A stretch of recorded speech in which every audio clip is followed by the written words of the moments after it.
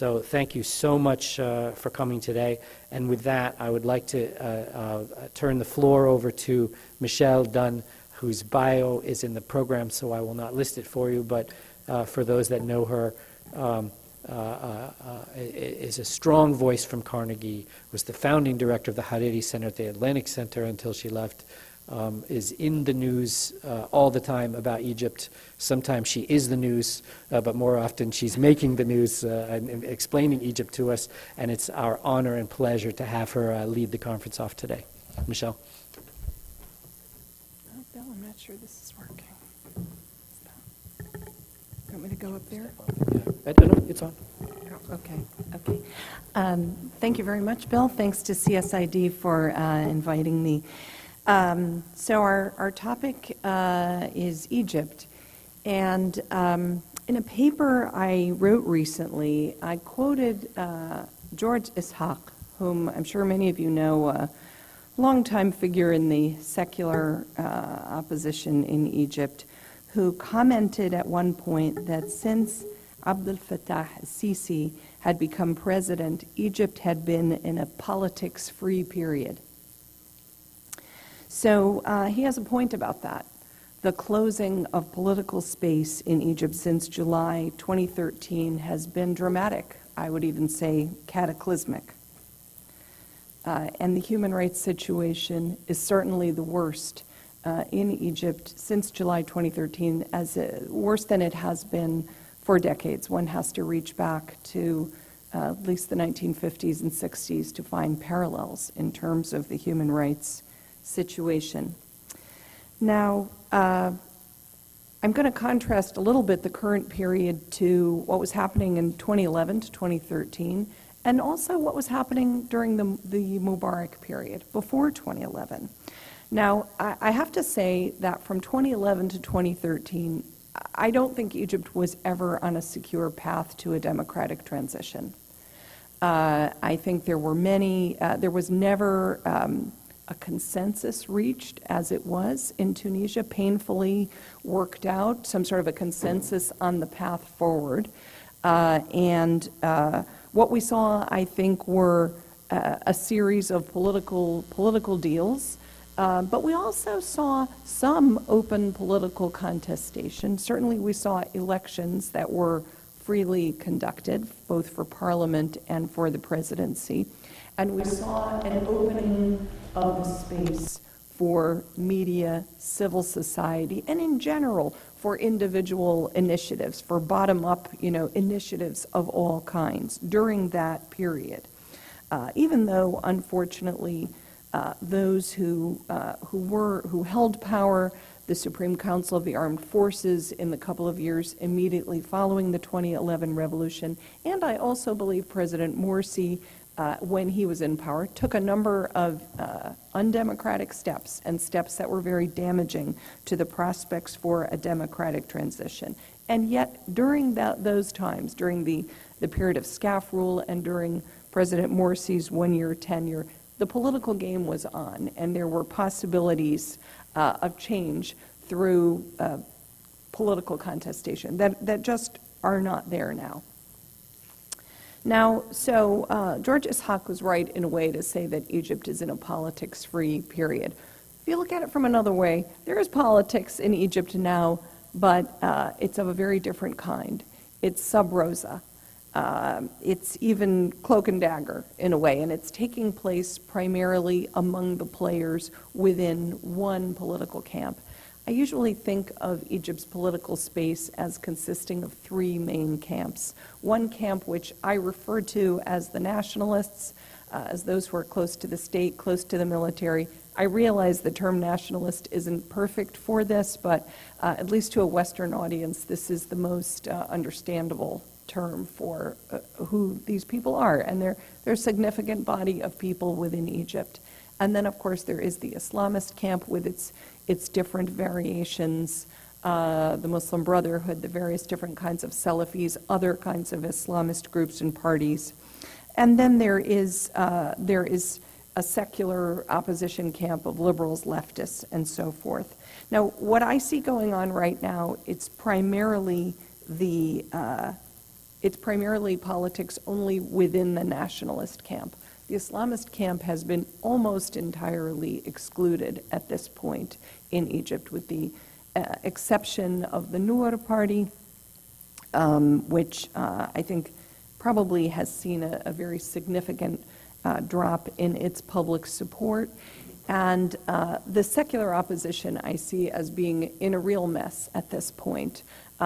Many, but not all of those in the secular opposition supported the coup against President Morsi in July of 2013, and many of them regret that now, and they're very much divided now. Many of them are still trying to make their way within the current political setup, and others are not, but at any rate, they are even more divided than they typically have been. Now, within the nationalist camp, we saw around President Sisi a very remarkable and unusual kind of cohesion and solidarity in 2013. We saw different parts of the nationalist camp, different parts of the state, not only the military, of course, which has backed President Sisi very strongly and backed him for the presidency at the time that he was defense minister. We saw also the other internal security organs of the state, intelligence, state security, etc., pulling strongly behind Morsi, the civilian bureaucracy, and we saw the business community. Most of the, and especially the big figures in the business community who were prominent during the Mubarak presidency, all pulling strongly behind Sisi, and of course, marshaling the media behind him, the privately owned media, as well as, of course, the state-run media.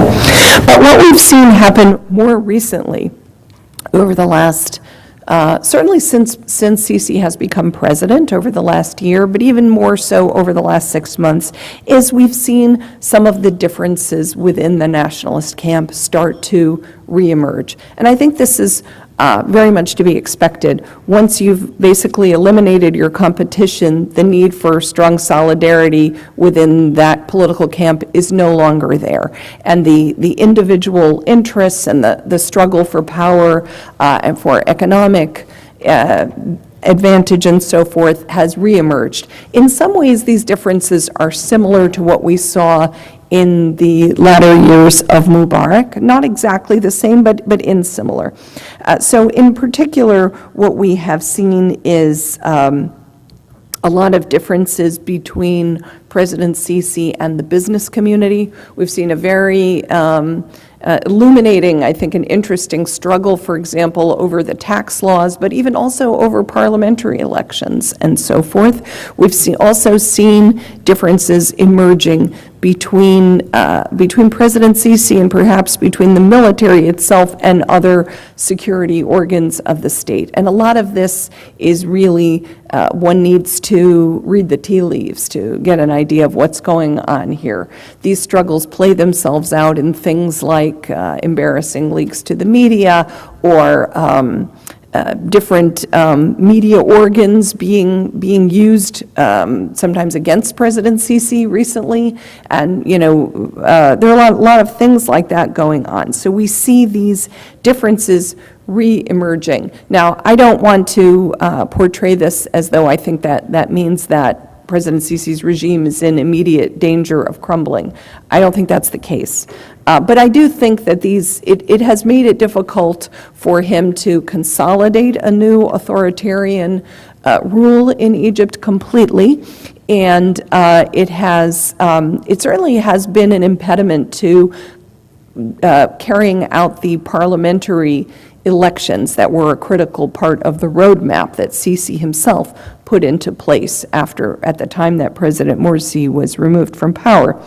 There are a lot of different reports as to why those parliamentary elections have not been held, but it is certainly related to these differences and troubles within the nationalist camp, whether it's about the differences between Sisi and big businessmen whom he's concerned might form alternative centers of power through the parliament, or if it's about differences even between the judiciary and the Ministry of Interior about the electoral law and this type of thing, So it's been clear, I think, that there's a lot going on there. What's very interesting is that President Sisi so far has shown no interest in organizing a new nationalist political party. The National Democratic Party of Mubarak, of course, was dissolved at the time of the revolution, and there's been no real talk about reviving it. But there have been lots of people, former Mubarakists or others associated with the nationalist camp, who've come forward and wanted to start new parties or at least political blocs, that would be Sisi's party. Sisi seems to be cool to this idea so far, and it's interesting. He seems to be not very interested in civilian politics. And seems to think he can do without a political party. I think the fact that he has not organized or put his stamp behind a political party has made it more complicated for him to organize this nationalist political space. And we'll see whether over time, if he remains in power, he will eventually decide that, while he doesn't particularly care for civilian politics, that it's a necessity to organize something. So that's something to watch. I'm not going to say more about the other political camps, the Islamists and the secular opposition camps. I'm assuming my fellow panelists will have more to say on those things as well. But I do want to add a word on other parts of the political space, on civil society and media, which are in the most constricted conditions that they have experienced in decades. On civil society, I would say it's a devastating situation for civil society organizations right now. One story about which we hear very, very little is the fact that hundreds of civil society organizations, which the government says were affiliated with the Muslim Brotherhood, which of course the government has now declared to be a terrorist organization, hundreds of organizations, perhaps 400 or so at least, have been dissolved by the government, which is really, it's a very, very unusual situation, and I think there's a lot to look at there in terms of not only what's the impact on civil society, what's the impact on Egyptian society at large, because most of these are social welfare organizations. What about the services they were delivering and so forth? This is a really probably quite a devastating situation. And now, for the most part, the government hasn't gone out and just dissolved them by decree, the way it did with other civil society organizations that were Islamist. But these organizations are operating under extreme pressure.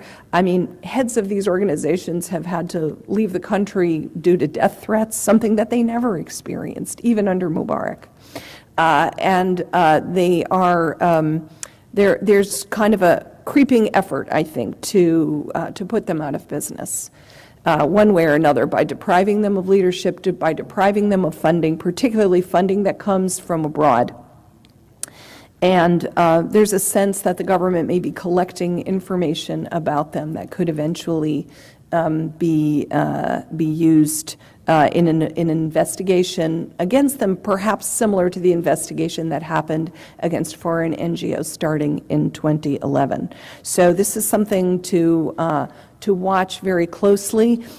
What members of human rights organizations in Egypt have told me is they feel it's a very different situation now, not only from what they had in 2011 to 2013, when they enjoyed sort of a very brief period of openness, where they could really work freely and so forth, and enjoyed a lot of popular support. But even pre-2011, they felt that during the Mubarak period, they were given a certain limited space within which to exist and do their work. There were a lot of limitations during the Mubarak period, but they didn't feel that the Mubarak regime really wanted to put them out of business. They felt, in fact, that it was useful to the Mubarak regime that there were human rights organizations in a way they could point to them. But they feel now, under the current regime, that they are no longer wanted, that the current regime wants to put them out of business. It may try to do it in a way that's less costly internationally by doing it quietly and slowly, but this is what they feel, and I think it's something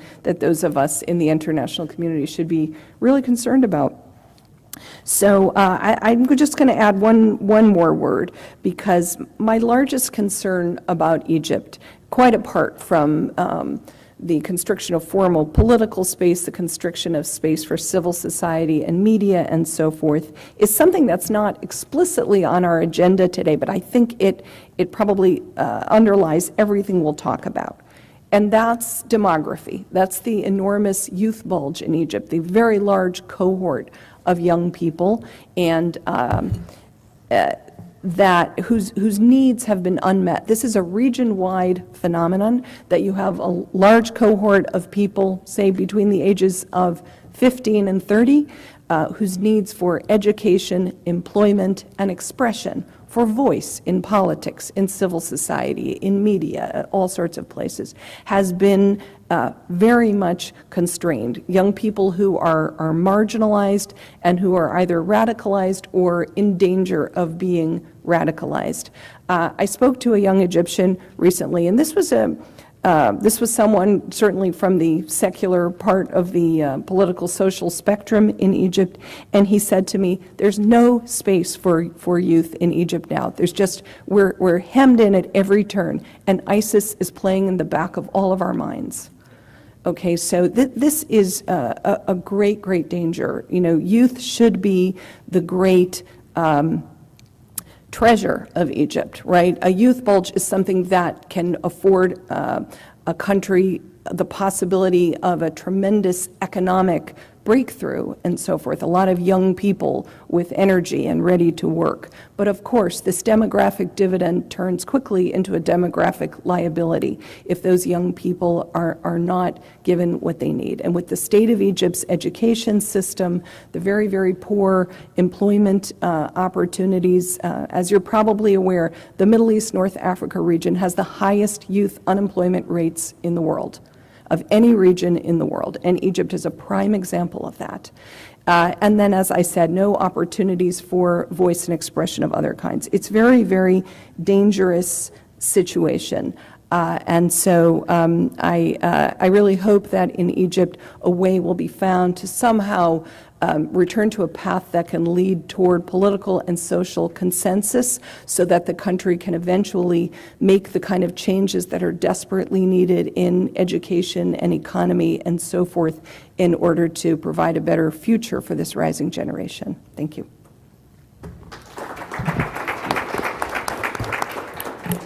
Thank you very much, Michelle. Well, the only thing better than having Michelle Dunn kick off an Egypt panel is to have her immediately followed by Shadi Hamid. These are two of the leading voices on Egypt, but Shadi is also one of the leading voices globally now on the issues at the heart of CSID's core mission, Islam and democracy. And so we're looking forward. His bio is in the program, and he will start now. Great. Thanks a lot, Bill, Radwan, and CSID for having me. It's a pleasure to be here. So I'm gonna focus on the past and future of the Muslim Brotherhood, and quite a lot has happened over the last few years. Let me start actually with a little anecdote. So I met Mohammed Morsi for the first time in May 2010. And kind of looking back, what he said to me that day was and still is really interesting.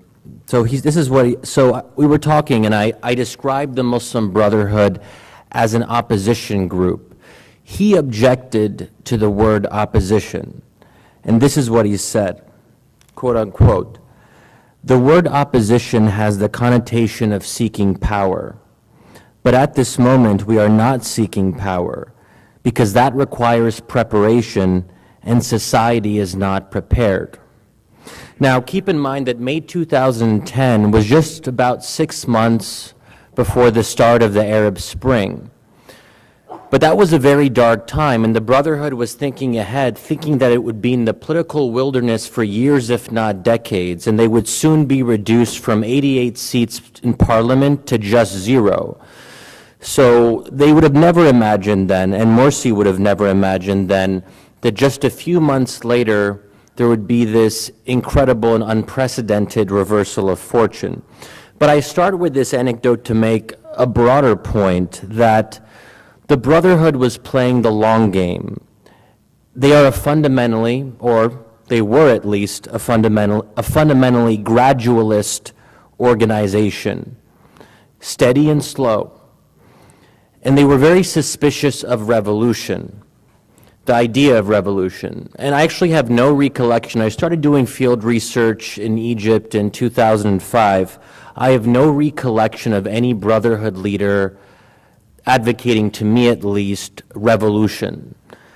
And even if we look back over the course of 80 years of the Brotherhood's existence, even in those brief exceptions where they were somewhat more revolutionary, such as in the mid-1940s, they still had their limits. And it's not widely known, but Gamal Abdel Nasser gave bay'ah to Hassan al-Banna in the mid-1940s, along with Khalid Muhyiddin, another member of the Free Officers. But very shortly thereafter, Nasser grew disillusioned with the Brotherhood and Banna because he felt they weren't sufficiently revolutionary in orientation. Now, the Brotherhood didn't need to be revolutionary.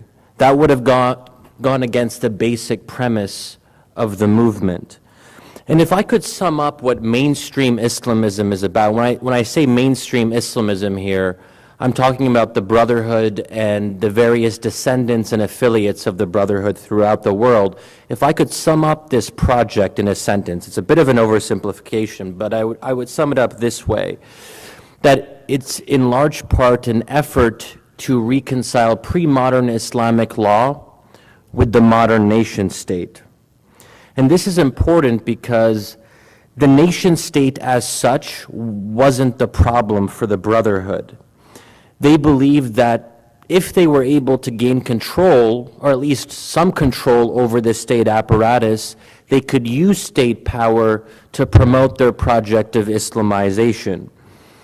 So the state as an apparatus, as a set of institutions, wasn't something they were looking to really overhaul or purge or overthrow. The state could be Islamized. And it could be Islamized through participating in parliament, through democratic elections, through passing laws through majority vote. Not only that, even individuals could be Islamized. And, many Brotherhood members, and this has been confirmed by people very close to Morsi, after the coup, looking back at some of the mistakes that were made. But there was really a belief that Abdel Fattah al-Sisi could be brought over to their side. He was devout, quite devout. He would often pray with Morsi and other senior Brotherhood leaders in Jama'ah. He would also do the supplementary fast on Mondays and Thursdays. So all of that suggested that if only he spent more time with the Brotherhood, he would come to see that this was the way forward, because he was already devout anyway. So there was quite a bit of naivete in thinking this. But this goes to a deeper issue, that the Brotherhood isn't just, and has never just been, a political party. It's a dawah movement. It's about preaching and religious education. So you have the politician side of the Brotherhood, but you also have this side that believes that individuals can slowly and gradually come to see the light that the Brotherhood offers. This turned out to be a great mistake, in the case of Sisi at least. Now, the state centrism of the Brotherhood is positive in one way. It means that they are amenable to the Westphalian order, to the existing regional architecture. But that doesn't mean that the Westphalian order, the regional architecture, is amenable to them. And I think it goes without saying that to one degree or another, Morsi failed, but I would argue that the deeper failure of the Arab Spring and the Egyptian experience was the secular state system's inability to accommodate Islamist participation in the democratic process. If I had to have one headline, that would be the headline. And it's not just domestic elites inside of Egypt, but the regional order more generally, a regional order that was quite hostile to the idea that a group like the Brotherhood could come to power through democratic elections. So this leads us to an impasse. The Brotherhood historically has tried to close the gap between pre-modern Islamic law and the modern nation state, but the modern nation state hasn't been very accepting or accommodating of them. What this means, in practice then, is that the basic premise of mainstream Islamism is being challenged in a very profound way in light of the events of the last few years. And so that's the Egyptian coup, that's the hostile regional order, but it's also being challenged by the second, I would say, of the twin shocks of the Arab Spring. If the first shock was the Egyptian coup, the second was the rise of ISIS. And I'll just say a few words about that before returning to the Brotherhood. So throughout the 2000s, Al-Qaeda did rise to prominence, so it isn't unprecedented to have a very influential and attention-grabbing extremist group challenging the Brotherhood for the mantle of the Islamic project. But the Brotherhood could always argue then that these extremists are totally unrealistic, they're crazy, they blow things up, but they have no vision for how to construct something in its place. The Brotherhood's Islamism was practical, pragmatic, and it was able to grasp domestic and international realities. That's at least what they would have said at the time. They were kind of almost in a way Islamic technocrats who could get things done. And that was the idea, that if they came to power in Egypt, because they had had so much experience in the professional syndicates, because so many of them had PhDs, they were engineers, doctors, lawyers, that they would actually be able to get things done.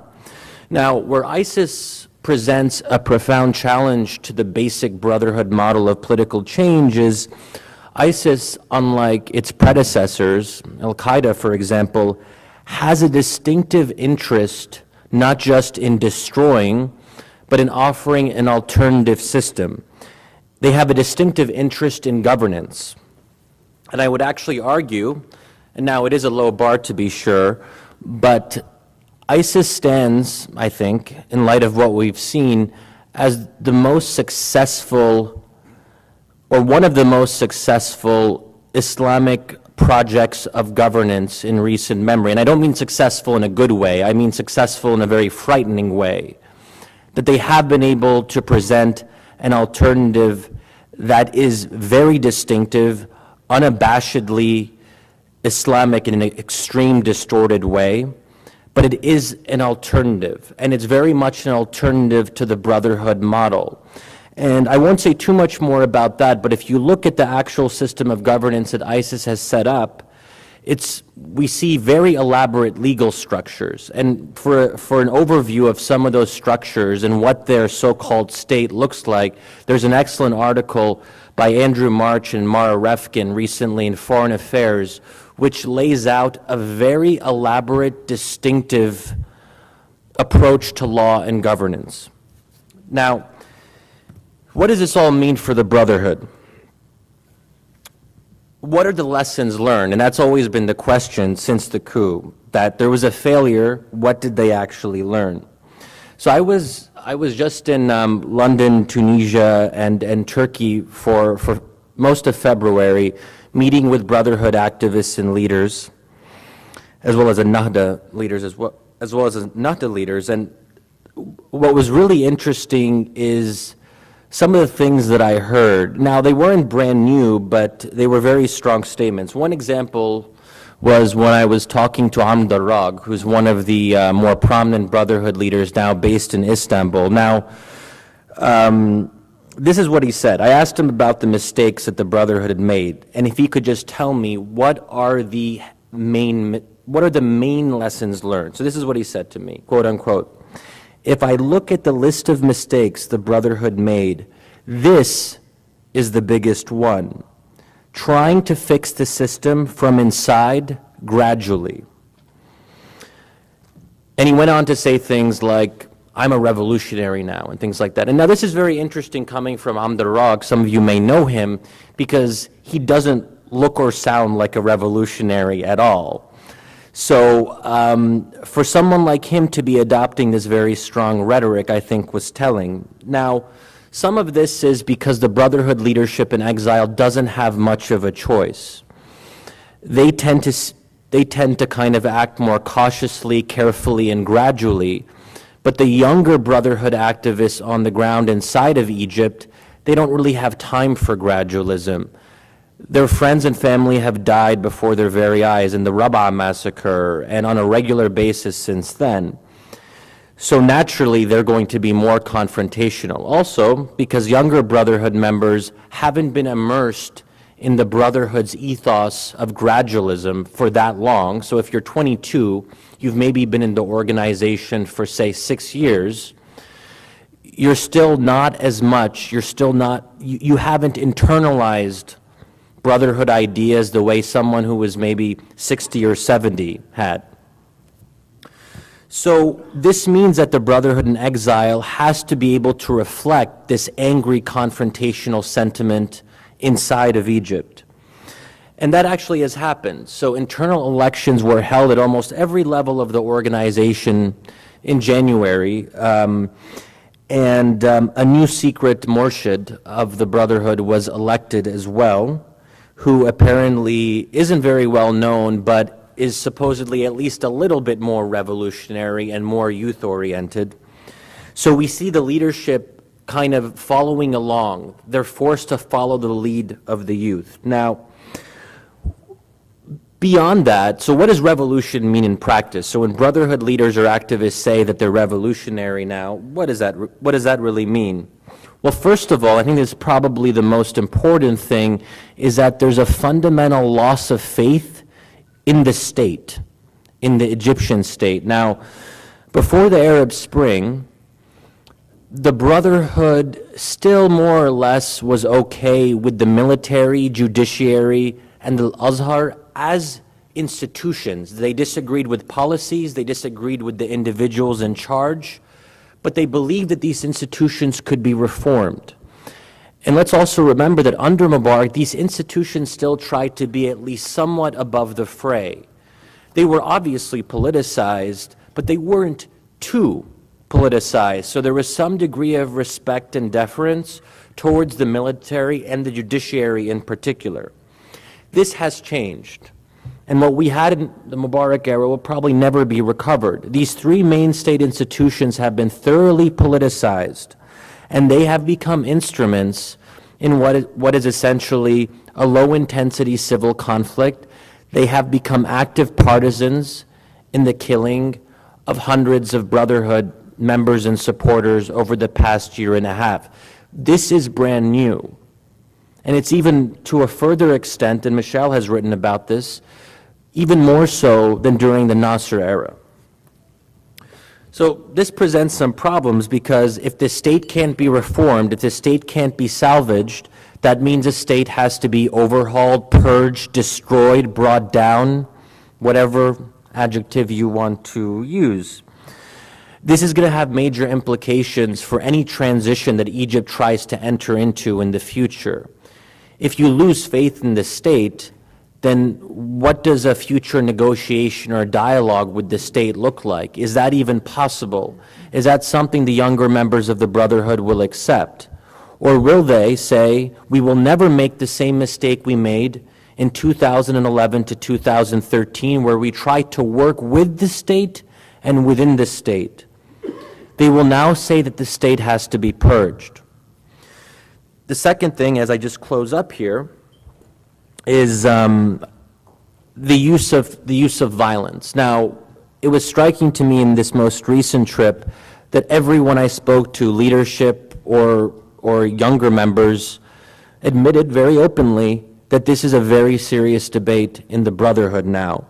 And several younger members of the Brotherhood, on the record with me, openly espoused what they would call defensive violence. Now, what that means is targeting security personnel, burning police cars, Molotov cocktails, economic sabotage, those sorts of things. So we're not talking about Al-Qaeda-style terrorism. That's nonsense. But we are talking about a kind of a greater acceptance of low-level anarchic violence, if you will. This is a change for an organization that has very much avoided that for quite some time. And there was even, I sensed, resentment towards the leadership. Time and time again, I had younger Brotherhood members tell me, the leadership tells us when we protest to silmeya, silmeya, peaceful, peaceful. Are we just supposed to put our hands up and get shot down when we protest? We can't defend ourselves? But then, even if you embrace violence and you call it defensive violence and you draw very clear red lines, well, defensive violence can quickly become offensive violence. And that's also a debate. Where do you draw the line? And we don't just see this in Egypt. We see this throughout the region where various Brotherhood branches have embraced what we might call situational violence. And it's not because they're Brotherhood or Islamist, because in Syria, Yemen, and Libya, everyone is taking up arms. But it shows that in a region where violence is the new currency of politics, violence becomes a more popular option. Now, going forward, can the Brotherhood in Egypt, will the Brotherhood revert to its old self? Let's say there's a political opening, let's say there's some change in the top military brass, and there's some effort to reach out to the Brotherhood. Will the older leaders of the Brotherhood revert to the old style of making deals and finding compromises, even with people who they hate? Will the younger members of the group accept that? We'll have to wait and see. But there's a bigger question here, and that is about the nature of the Brotherhood as an organization, and more broadly, the very nature of mainstream Islamism. That can a movement that was fundamentally one thing for the better part of 80 years, gradualist and slow-moving, can it become something it's never really been before?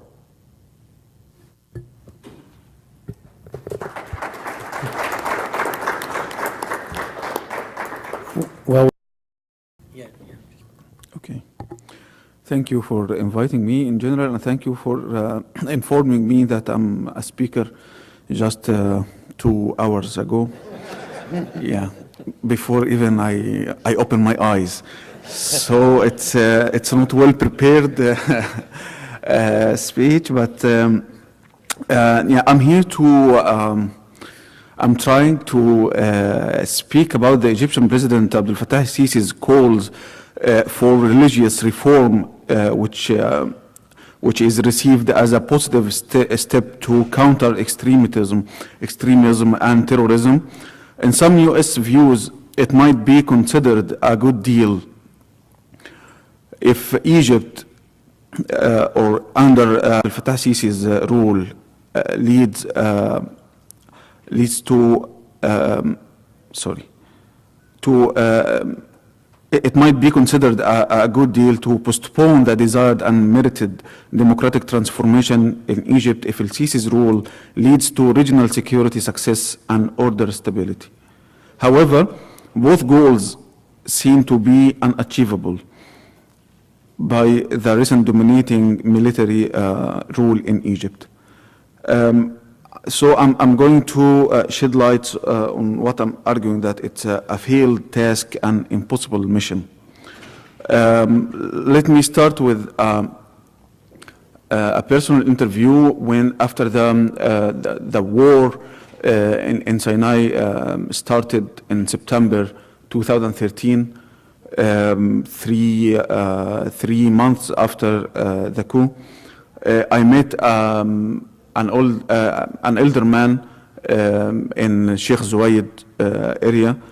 His car was burned by the troops, by the Egyptian army, and he was thankful that now he has, at that time he had an evidence that he is not cooperative with the Egyptian army, so he is safe from the terrorist groups.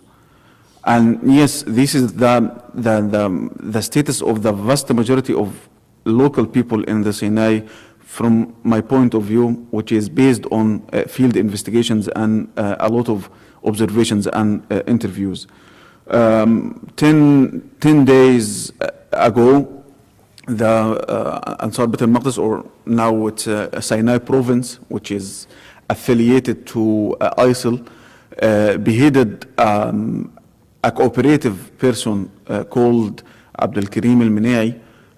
He, as a cooperative with the Egyptian army, they beheaded him in his village in al-Mahdiyya, in front of the mosque, in front of his brothers and his fathers. And if you familiar with some names which is sometimes released or mentioned or related to the Sinai, he is from the same family of Shadi al-Minai, that one of the most wanted leaders of Ansar Beit al-Maqdis. So this is just a quick hint to the impossibility to see or to understand what is going on the Sinai from a tribal point of view or on a tribal basis. But 2 weeks earlier, the Egyptian army, in one of its strike, randomly shoot an inhabited house, killing 13 family members, including women, or most of them are women and children. And this is the recent scene in the Sinai. I met also a little girl, I think she was 4 years old, now she is 5, who can recognize the differences between the white helicopter followed the multinational forces and observers, and the dark Apache, which is harmful and killing her family and her relatives. So this is just some examples to know or to be closer to understand what the security issues, the international and regional security issues mean to the locals and to the society in the Sinai. The vast majority are suffering from both sides, are struggling just for survival. Yes, that the terrorists have committed a lot of crimes against the locals, but till now, the majority of violations and crimes have been committed by the Egyptian army. I don't know if the army spokesman don't worry or don't know that when he prays or release a statement on striking a field hospital, I'm not sure if he knows that this is a war crime or not. But even so, that was happened, and that was released officially by the military spokesman. Indeed, the field hospital, the so-called field hospital, is a governmental healthcare unit, which is not a field hospital, but even if it was, it is a war crime. So under these conditions of repetitive and systematic violations against the population, forced displacement, random collective punishments, killing, forced disappearance, random arrest of any suspected or not suspected persons. Under these conditions, El-Sisi called for religious reform and enlightenment. So actually in one of my research papers, I researched the religious discourse which is adopted and used in the armed conflicts in Sinai in the modern history, starting from Al-Nakba year or 1944. And actually, it was not a surprise in principle, but I have been surprised by the findings I found, especially the religious discourse which is used by the Egyptian army in mobilizing its troops and in mobilizing its both officers and conscripts. The slogan of Muslim Brotherhood, for example, is وَأَعِدُّوا. The logo is two swords and a Quran book, and under the two swords وَأَعِدُّوا, which means be prepared, which is a quote or a quote from a Quranic verse. The slogan of the Arab Authority for Manufacturing, الهيئة العربية للتصنيع, which is the main factory of the Egyptian army, is وَأَعِدُّوا لَهُمْ مَا اسْتَطَعْتُمْ, is a longer quote of the same Quranic verse. This is just for an example. Many examples else. Most of the slogans of the Egyptian armed task forces are Quranic verses. Air forces, navy, ground troops, all of them use these Quranic quotations as slogans. No single military unit in the Egyptian army is empty of a mosque or is empty of the hadith of Prophet Muhammad, عينان لا تمسهما النار, which is a phrase praising who spend nights in service. The anthems of Egyptian military, both in its civilian service, like the obligatory military education course, which is obligatory for male students in universities.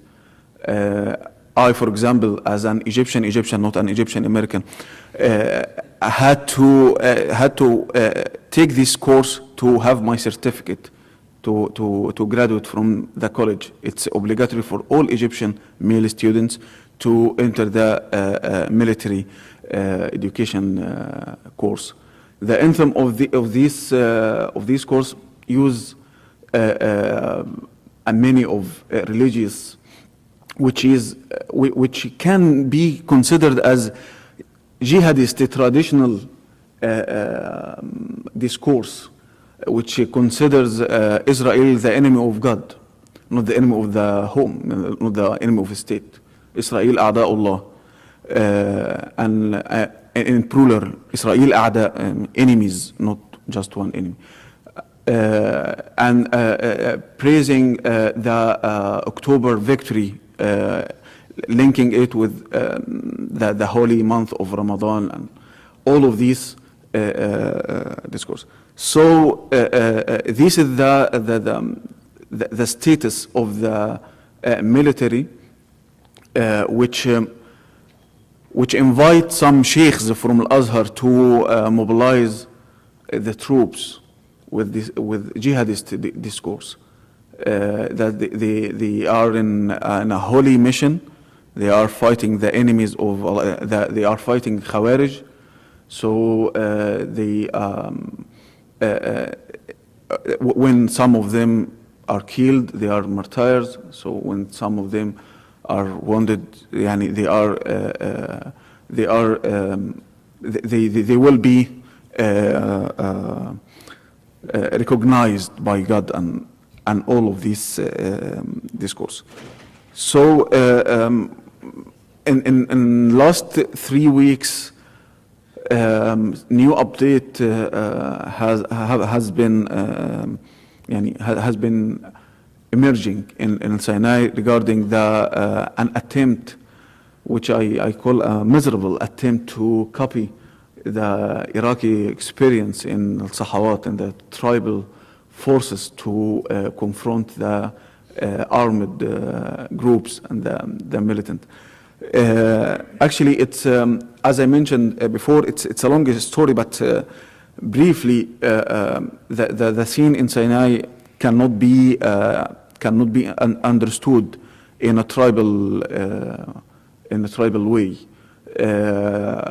ISIL affiliate group has fighters from all local tribes, not from all of Sinai, because Sinai is broader than this. I mean the northern eastern part of Sinai. There are around 4 main tribes. All of them have members who are fighters with ISIL affiliate group Sinai province, and all of them have cooperative persons with the Egyptian army. But in my estimation, which is based on a lot of field investigation and research, the vast majority of tribes people are not with this part or that part. So they are suffering from both sides, and this new attempt to have a tribal task force to fight with the Egyptian army. Actually, it's unprecedented, but it has a lot of a lot of threats. It can be an opportunity in somehow, but actually it's surrounded and threatened by a lot of threats. For example, the tribal figures who are involved in this coalition are not recognized socially and are not even respected, because the personal profile of some of them as involved in a lot of local troubles in the past. The second threat, that it's not easy for the Egyptian centralized military mentality, ruling mentality, to recognize or to accept the legitimacy of carrying or using weapons. Of course, they cannot depend on personal weapons. It must be depending on the medium and heavy weapons, and this will be a lot of tribes in Egypt have these kind of weapons, especially in Upper Egypt. But it will be the first time to recognize it, or some kind of legalize it. So it will be not safe to expect the circumstances of this step. Again, I'm concluding my unprepared presentation. Here I'm mentioning the failed task to secure the national security and the social stability, and the impossible mission to have a religious reform or enlightenment by a military which uses a jihadist discourse among its troops. Thank you.